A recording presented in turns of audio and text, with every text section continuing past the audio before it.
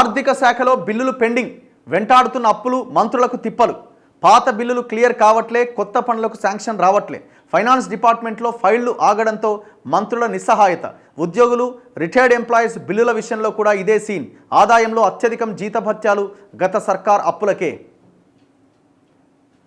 10 లక్షల బిల్లు ఆడ క్లియర్ కావాలంటే సమర్పించాల్సిందేనట. అట్లా ఉంది పరిస్థితి. ఇంకొకటి కాంగ్రెస్ వాళ్ళు ఏమంటారంటే మా బిల్లులు అయితే లేవు, కానీ బీఆర్ఎస్ వాళ్ళ బిల్లులు క్లియర్ అవుతున్నాయని కూడా ఆందోళన వ్యక్తం చేస్తున్నారు. ఏం చేయాలి ఫైనాన్స్ వాళ్ళని? బట్టినే అంటున్నారు, ఇంకెవరిని అంటలేరు వాళ్ళు.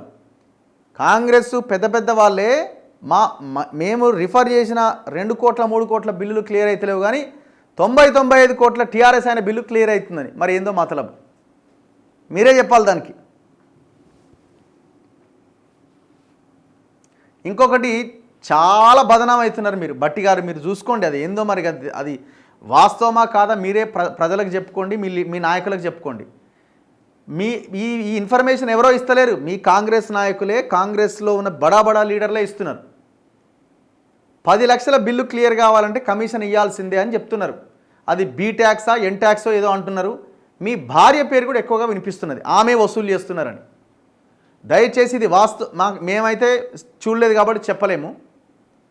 ఇచ్చిన వాళ్ళు కొంతమంది కూడా ఈ రకమైన పరిస్థితి ఉంది అని చెప్తున్నారట.